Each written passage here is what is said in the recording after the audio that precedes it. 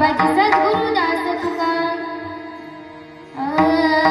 कलावज्ञ जीवो धरातावतार कलंकांक तेजोदिका मोदिवक्त्रं फलानीशबाधापनोदार दक्षं समाधिस्थमूर्ति भजे ज्ञानदेवं समाधिस्थमूर्ति भजे ज्ञानदेवं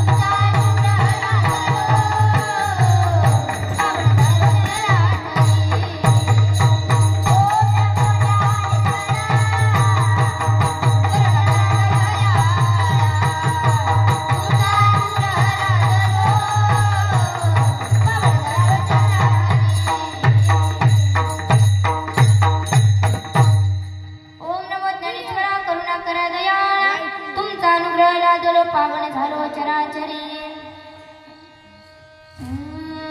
श्री गुरु चरण सरोज रज निज मन मुकुरु सुधारी बरन रघुवर विमल जसु जोदाय कुफल चारी बुद्धिहीन तनु जानिके सुमिरो पवन कुमार बल बुद्धि विद्या देहु मोहि हरहु कलेश विकार चलो जी पवन कुमार पधारो हरि कीर्तन चलो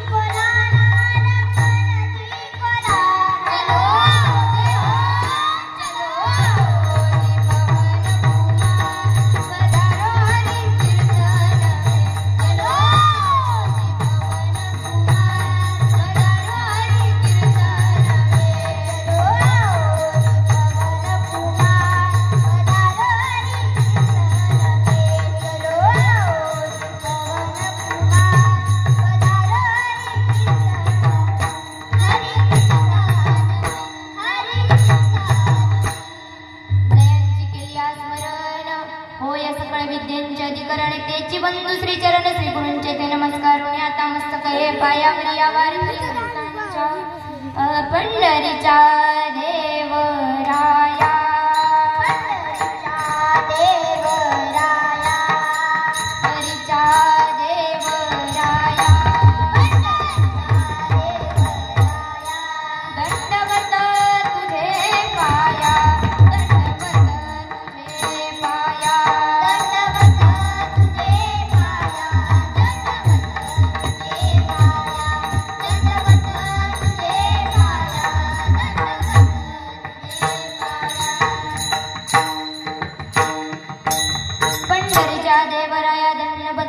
पाया विठ्ठल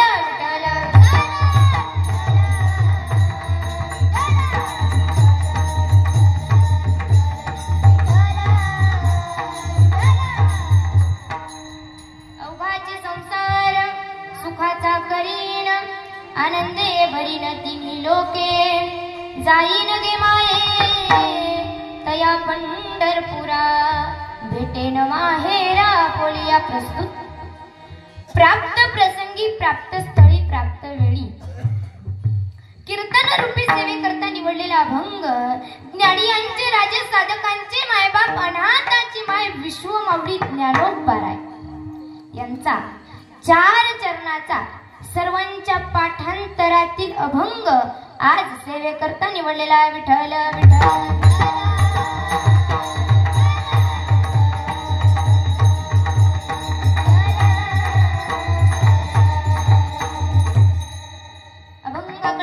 पूर्वी अल्पसा हा परिहार द्यायचा तो म्हणजे असा की जगाचा चालता नियता परम पिता त्याच्या कृपा आशीर्वादाने पावन झालेली ही महाराष्ट्र भूमी आणि या आपल्या महाराष्ट्र भूमी मधलं अंधळी असणार हे गाव आणि या गावामध्ये चालू असलेला हा अखंड हरिनाम सप्ताह पहा दादा त्याच्या सत्तेशिवाय वृक्षाचं पान सुद्धा हलू शकत नाही तुझी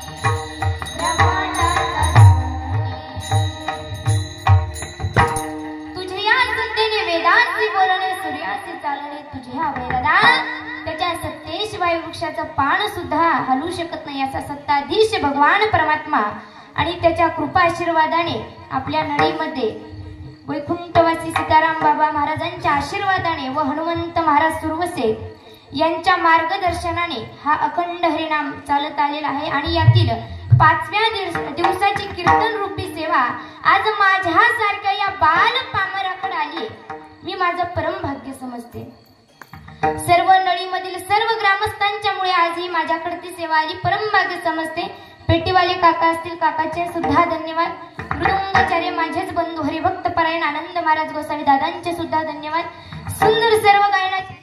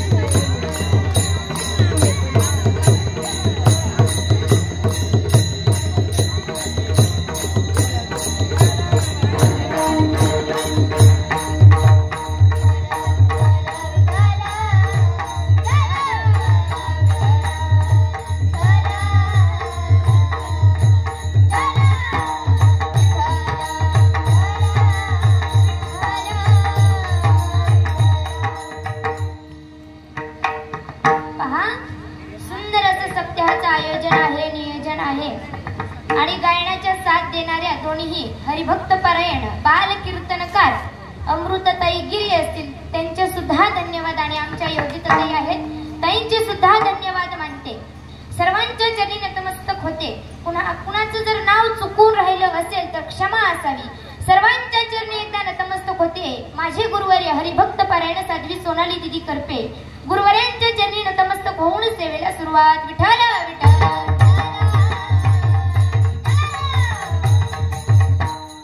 बघा कीर्तनात बसले की 3 नियम पाळायचे. आवाज येतोय ना माझा माग? येतोय का? हा, मग असा माझा आवाज तुमच्यापर्यंत पोहोचणारे सामूहिक सिस्टीम वाले काकांचे सुद्धा धन्यवाद. येतोय ना आवाज? तर ऐका. महाराजाकडे 3 गोष्टी असल्याशिवाय महाराज शोभत नाही. पहिली पाहिजे महाराजाला बॉडी. आता माझ्याकडे बघा बॉडी आहे पण जास्त बॉडी नाही. मग महाराजाला पहिली पाहिजे बॉडी. दुसरी पाहिजे महाराजाला गाडी. माझ्याकडे गाडी सुद्धा नाही. आणि तिसरी पाहिजे दाढी. मी तर मुलगीच आहे. विठ्ठल विठ्ठल.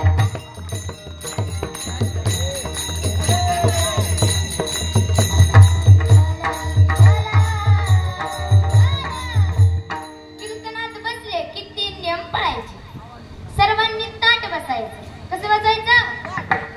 थोडे पुढे सरले असते तर सरका पुढे थोडं. सर्वांनी ताट बसायचं. दुसरा नियम असा की सर्वांचे चेहरे हसरे असले पाहिजेत. नाहीतर महाराज मी लोणीला कीर्तनाला गेले, माणसं अशी लांब लांब खुर्चीवर बसली, हसतच नव्हती, नुसती माझ्याकडे अशी बघायची. तुम्हाला हसायला येतं ना? येतं का? मग सर्वांनी हसायचं. आणि तिसरा नियम असा की हाताने टाळीन मुखाने भजन. विठ्ठल.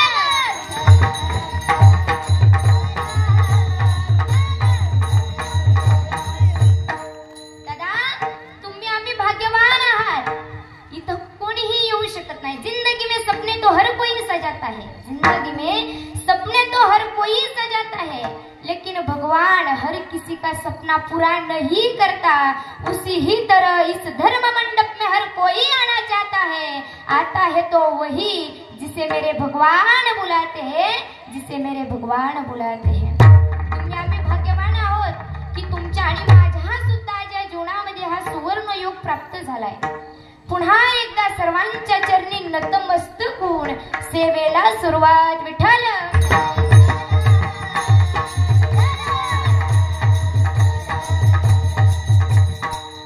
पहा, आपण या पवित्र मातीमध्ये जन्माला आलेलो आहोत.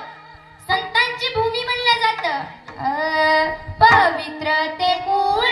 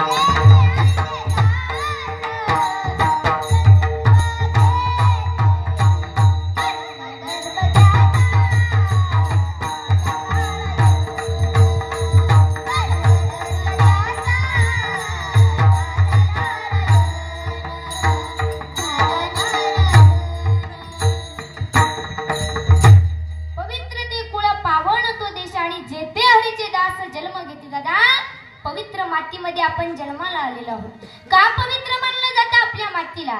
कारण की ते संत होऊन गेले म्हणून पवित्र मानलं जातं. ग्रंथ होऊन गेले म्हणून पवित्र मानलं जातं. अरे छत्रपती शिवाजी महाराज होऊन गेले म्हणून आपल्या भारताच्या भूमीला पवित्र माती मानलं जातं. अरे पहा, या महाराष्ट्रात राहून ज्यांना माझे छत्रपती शिवाजी महाराज माहित नाही ना, त्यांच्यासाठी एक वाक्य बोलेल. तांदूळ शिजतो त्याला भात म्हणतात, तांदूळ शिजतो त्याला भात म्हणतात. आणि या महाराष्ट्रात राहून ज्यांना त्यांना माझे छत्रपती शिवाजी महाराज माहित नाही ना, त्यांना हिजड्याची जात म्हणतात रे दादा, हिजड्याची जात. काय माझे राजे होते, अरे काय होते माझे राजे. आज राजे या मातीमध्ये जन्माला येऊन गेले म्हणून या मातीला पवित्र मानलं जातं. अशाच्या मातीमध्ये आज मला कीर्तन करण्याचा योग प्राप्त झाला. पुन्हा एकदा सर्वांच्या चरणी नतमस्तक होऊन आता सेवेला सुरुवात. विठ्ठल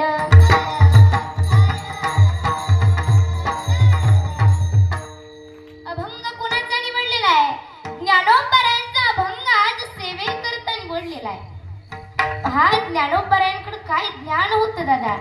ज्ञानेश्वर, ज्ञा म्हणजे ज्ञान देणारे, ने म्हणजे नेहमी नेहमी सतत सतत, शो म्हणजे श्वासात आणि र म्हणजे रोमा रोमात ज्यांचं नाव होतं ना, ज्ञान होतं ना, ते ज्ञानेश्वर दादा. आता माऊली म्हणजे काय हो, मा म्हणजे मानवता, ई म्हणजे ईश्वरता आणि ली म्हणजे लीनता. असे माझे माऊली आहेत दादा. अरे ज्या माऊलीला एक वेळचं अन्न नीट मिळालं नाही, पहा दादा, ज्या माऊलींना एक वेळेचं अन्न सुद्धा नीट मिळालं नाही, त्या जगाची नव्हे तर विश्वाची माऊली झाली. आणि आज त्यांच्या पायी दिंडी सोहळ्यामध्ये करोडो लोक पोट भरून खात आहेत आणि नातवांना गटुडीच्या गटुडी भरून सुद्धा घेऊन येतात का नाही. महाराज जी आजोबा आमच्या सोबत होते दिंडीत, ती बारी असली का नाही, त्या बारीमध्ये 2दा 3दा शिरायचे. मी म्हणायचे आजोबाशी एकटे मागरत जाऊ नका.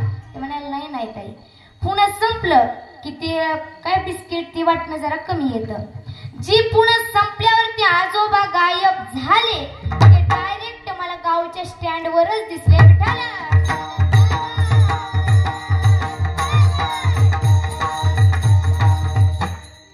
पहा मला सांगायचं एवढंच की ज्या माऊलींना दादा एक वेळेचं अन्न नीट मिळालं नाही, आज ती विश्वाची माऊली झाले. एवढं ज्ञान कोणाकडे होतं, तर एवढं ज्ञान माझ्या माऊलींकडे होतं. तरी तनु मनु जीवे चरणासी लागावे आणि आगरता धरावे दासित्व सकळ, हे ज्ञान माझ्या माऊलींकडे होतं. अरे नुसतं माऊलींच्या समाधीवरती डोकं जरी ठेवलं तरी ज्ञान होय मुडा, अति मूर्ख त्या दगडा. अरे नुसतं समाधीवरती डोकं जरी ठेवलं तरी आपल्याला ज्ञान प्राप्त होतंय. मग विचार करा माऊलींकडे ज्ञान किती असेल.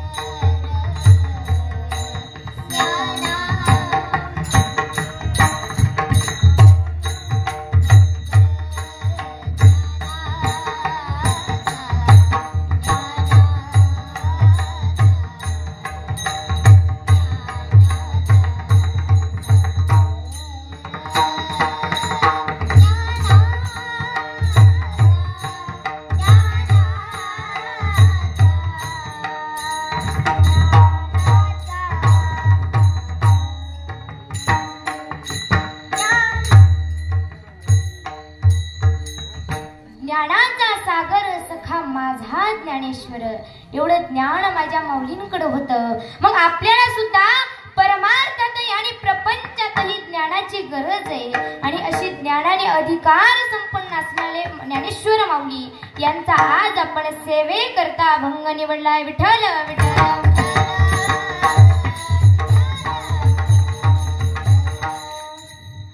या अभंगातून ज्ञानेश्वर महाराज प्रतिज्ञा करतात. प्रतिज्ञा ही संतांचीच असते आणि संतांची संतांचीच प्रतिज्ञा खरी होते. नाहीतर काही लोक प्रतिज्ञा करतात परंतु शेवटला जात नाही. संसारात कंटाळाला भांडण झाले की तोही प्रतिज्ञा करतो, काय मी घर सोडून जाणार. किती दिवस जातो? 2 दिवस. तिसऱ्या दिवशी घरीच येतो. परंतु या अभंगात प्रतिज्ञा करतात ते कोण आहेत तर संत दादा. संतांचीच प्रतिज्ञा केव्हाही खरी होते. अरे एवढा रावण, एवढा ऐश्वर्य संपन्न असणारा रावण, त्याने सुद्धा प्रतिज्ञा केल्या होत्या परंतु त्याच्या सुद्धा प्रतिज्ञा टिकल्या नाही. किती ऐश्वर्य होतं दादा रावणाकडे. तुकाराम महाराज वर्णन करतायत. लंके माझे घरे किती ते ऐका, सांगत से संख्या जैसी तैसी. 5 लक्ष घरे पाशनाची जेथे, 7 लक्ष ते विटे बंदी. कोटी घरे जेथे काशी आणि तांब्यांची, शुद्ध कांचनाची शक्त कोटी. तुका म्हणे ज्याची संपदा एवढी, सांगती कवडी गेली नाही. बघा किती ऐश्वर्य होतं परंतु जाताना काही सुद्धा घेऊन गेला नाही. असं मी नाही तर तुकाराम महाराज सांगतात. तुका म्हणे ज्याची संपदा एवढी आणि सांगती कवडी गेली नाही. अहो एवढा ऐश्वर्य संपन्न असणारा राजा रावण, मग तो सुद्धा काही घेऊन गेला नाही. मग आपण तरी काय घेऊन जाणार आहे तो? असं कुठं ऐकलंय का एका माणसाकडे 20 एकर जमीन आहे आणि त्यातली तो मरताना 15 एकर घेऊन गेला? ऐकलंय का पुरुष मंडळ? बोलत चला, माझं अर्ध पाकिट तुम्हाला, फक्त बोलत चला सगळेजण. कोण जातं का घेऊन? नाही जायचं. सगळं काही आपल्याला इथंच ठेवून जायचंय दादा. मग रावण एवढा ऐश्वर्य असून रावण काही घेऊन गेला नाही, मग आपण काही घेऊन जायचोय, बरोबर की नाही? पण दादा बरेच जण म्हणतात की रावण वाईट, रावण वाईट. पण रावण जर वाईट असता तर त्याला श्रीराम प्रभूंच्या मांडीवरती मरण झालं कसं? रावण वाईट आहे ना, मग श्रीराम प्रभूंच्या मांडीवर मरण झालं कसं काय? दादा भक्ती होती तेवढी. काय भक्ती होती? अरे आईने खोटं लिंग पुजावं आणि खरं लिंग आईला आणून द्यावं, एवढी भक्ती रावणाने राक्षस कुळांत जन्म घेऊन एवढी भक्ती केली. मग तुम्ही आणि मी सुद्धा किती भक्ती केली पाहिजे. अरे भगवंताने दिलाय ना एवढा सुंदर देह, कशासाठी दिलाय? दिला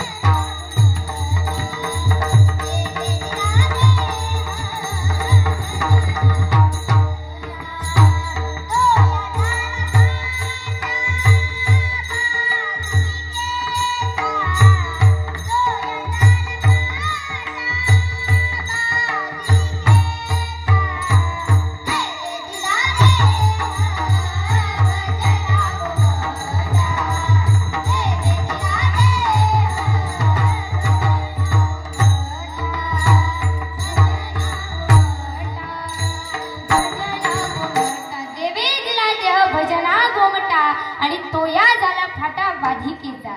कशासाठी दिला एवढा सुंदर देह? भजन करण्यासाठी, भक्ती करण्यासाठी एवढा सुंदर नरदेह आपल्याला दिलाय. मग रावणाने राक्षस कुळात जन्म घेऊन एवढी भक्ती केली, मग आपण किती भक्ती केली पाहिजे? नाहीतर आपली भक्ती महाराज सांगूच नका. मी एका ठिकाणी कीर्तनाला गेले, नवरात्री मधला सप्ताह होता आणि 3ऱ्या दिवसाची कीर्तन सेवा माझ्याकडे होती.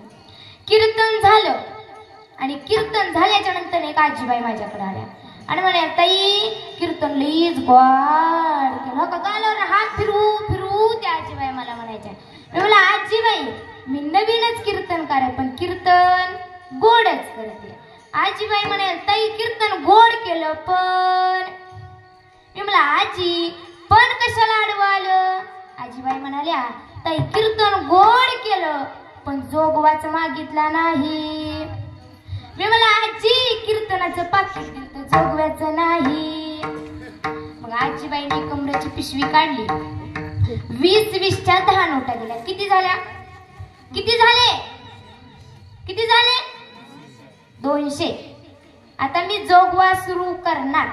आता पकवाजवाले होते त्यावेळेस माझे बंधू नव्हते तर दुसरेच होते तिथं. पकवाज मी जोगवा सुरू करणार त्यावेळेस लगेच त्या पकवाजाने सुरू केलं. पकवाजा म्हणाला ताई माझे कीर्तनात तुमच्या कीर्तनात वाजवून वाजवून माझे हात दुखायला लागलेत 50. बरं त्यांना 50 देऊन टाकले. आता गायनावाले तुम्ही नव्हतात बरं का काका तिसरेच होते तिकडे. मी गायनावाले म्हणाले ताई 50. बरं तुम्हाला बी 50 द्या.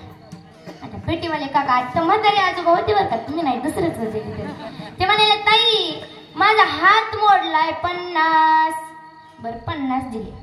मी काय केलं गायनाचार्य दुसऱ्या गावातले होते पेटीवाले आणि पकवाजवाले एकच गावातले होते म्हणून मी काय केलं पकवाजवाल्यापाशी 100 रुपये देऊन टाकले. पण पेटीवाल्या आजोबाला दम निघाला ना महाराज. त्यांनी सुरू केलं माझे पैसे कवा देतो सांग पकवाजा. माझे पैसे कवा देतो सांग पकवाजा. माझे पैसे कवा देतो सांग पकवाजा. माझे पैसे कवा देतो सांग पकवाजा. आता पकवाजवाला बी लई चॅप्टर होता तिथं. त्याने बी सुरू केलं दिन तनाक दिन दिन तनाक दिन दिन तनाई दिन दिन तनाई दिन दिन तनाई. आता गायकांनी बी सुरू केलं देऊन टाक देऊन टाक देऊन टाक. महाराज त्यांचं कसं तरी मिटवलं. उठलं ना महाराज मध्येच एक झाड. त्यांनी सुरू केलं दत्ता दत्ता दत्ता दत्ता दत्ता. हे प्रकार तर मी कधीच पाहिला नाही. मी माझ्या मागे आजोबा उभे होते. त्या आजोबाला म्हणलं आजोबा हे काय प्रकार आहे? त्यांनी सांगितला मग ताई प्रकार. त्यावेळेस मागे टाळकरी उभा होते. त्यातल्या एका टाळकऱ्याने टाळ खाली ठेवला आणि निघाले. मी म्हणलं आजोबा हे कोण आहेत त्यांचे? आजोबा म्हणाले मिस्टर. म्हातारी माणसं मी लई इंग्रजी बोलतात ते म्हणाले मिस्टर. मी मला बरं बरं आजोबा. गेले. आता त्यांनी तिला जाऊन गप बसावं का नाही